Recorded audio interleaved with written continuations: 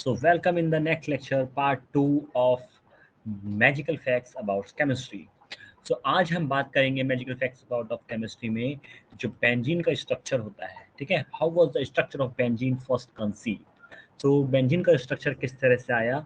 Who was assigned to describe the structure of benzene? Who is responsible for the structure of benzene?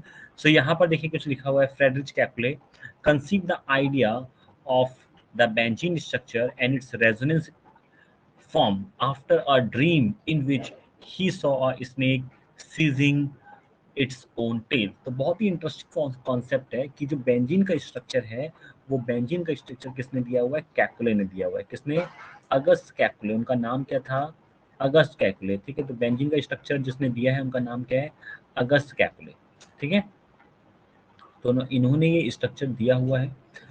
अब जो Kekulé थे वो मतलब आपने नाम सुना होगा एक माइकल फेराडे। ठीक है, तो कैकुले क्या थे? माइकल फेराडे के स्टूडेंट थे। कैकुले क्या थे?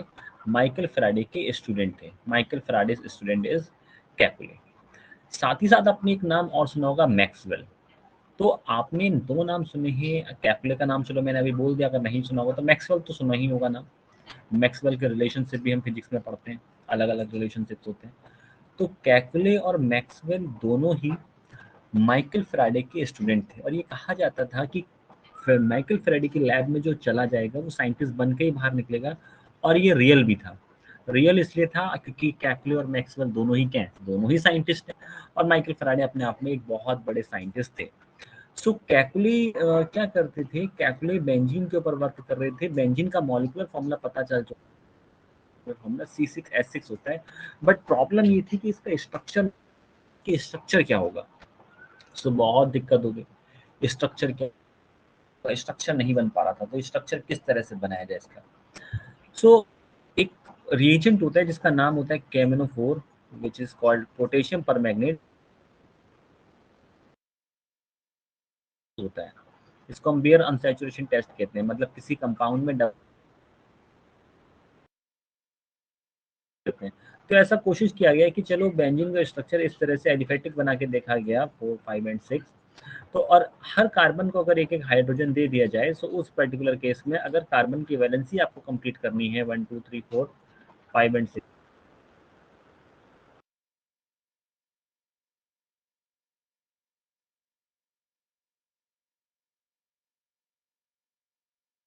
नहीं हो सकती है। और अगर इसमें डबल बॉन्ड या ट्रिपल बॉन्ड आ रहा है तो अब उसके बाद हम इसमें KMnO4 डालते हैं तो KMnO4 का कलर डिसअपियर होना चाहिए था। यही अनसैचुरेशन टेस्ट होता है। अनसैचुरेशन टेस्ट के अकॉर्डिंग अगर इसमें KMnO4 डालेंगे ना तो KMnO4 का जो कलर होता है वो कलर डिसअपियर हो जाता है, खत्म हो जाता है कलर। तो हम कह देते हैं कि इस कंपाउंड के अंदर डबल बॉन्ड या ट्रिपल बॉन्ड है। बट प्रॉब्लम क्या थी कि जब बेंजीन के अंदर KMnO4 डाला जा रहा था तो कलर को डिसअपियर ही नहीं हो रहा था, तो फिर स्ट्रक्चर नहीं बन पा रहा था। तो ऐसे ही कैकुलस सपना देखते हैं रात को कि कुछ एक पेड़ है, पेड़ के ऊपर एक सांप या कुछ सांप इस तरह से लटके हुए हैं कि एक मतलब उसने अपने मुंह में पूंछ को पकड़ा हुआ है या एक सांप ने दूसरे वाले की पूंछ को अपने मुंह में पकड़ा हुआ है। इस तरह से वो एक सपना देखते हैं और अगले दिन जाके वो बताते हैं माइकल फेराडे को कि मैंने एक ऐसा सपना देखा है, एक ऐसा ड्रीम देखा है। तो बेंजीन का स्ट्रक्चर क्या साइक्लिक ऐसा सर्कुलर हो सकता है? तो वो कहते हैं आपने केमिस्ट्री को मजाक बना कर दिया, क्या सांप वगैरह की बातें कर रहे हो। और ये कह के उन्होंने उनको लैब से बाहर निकाल दिया। उसके कुछ साल बाद कॉन्सेप्ट आता है रेजोनेंस का। और रेजोनेंस ये प्रूव कर देता है कि बेंजीन के अंदर जो बॉन्ड होते हैं वो एक जगह पर फिक्स नहीं होते हैं। आपने बॉन्ड ऐसे बनाया, कोई बॉन्ड इस तरह से भी तो बना सकता है, वो भी ठीक है। तो ओवरऑल बॉन्ड फिक्स नहीं है, वो एक जगह से दूसरी जगह क्यों डिलोकलाइज हो रहे हैं।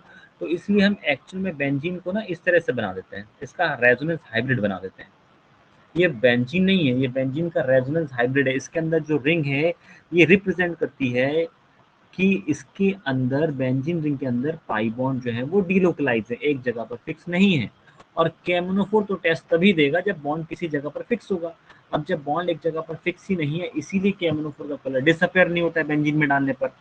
तो ये कॉन्सेप्ट किसकी वजह से प्रूव हुआ? रेजोनेंस की वजह से ये चीज प्रूव हो गया कि जो कैपुले ने कहा था वो बिल्कुल ठीक कहा था, बेंजीन का स्ट्रक्चर साइक्लिक ही होगा। लेकिन उस टाइम तक कैकुले की डेथ हो चुकी थी क्योंकि कैकुले जिस टॉपिक पे वर्क कर रहे थे, जिस कंपाउंड पे वर्क कर रहे थे बेंजीन पर, उस बेंजीन की वजह से कैंसर हो जाता है। तो कैकुले को क्या हो गया था? कैंसर हो गया था। So this is the most interesting fact about benzene. अब हम देख सकते हैं कि कौन थे माइकल फैराडे। तो ये है फ्रेडरिक अगस्त कैक्ले, बर्थ हुआ था इनका 1829 एंड इनकी डेथ हुई थी 1896। और यहाँ पर हैं माइकल फैराडे जो इनके गुरु थे, इनके टीचर थे, जिनके लैब में काम करते थे। तो इनका बर्थ है 22 सितंबर 1791 एंड इनकी डेथ हुई थी 25 अगस्त 1867, है ना, महान scientist. So this is all about the structure of benzene. I hope so आपको लेक्चर पसंद आया होगा, ये फैक्ट पसंद आया होगा। मिलते हैं नेक्स्ट क्लास में। Till then take care, good bye, share and subscribe.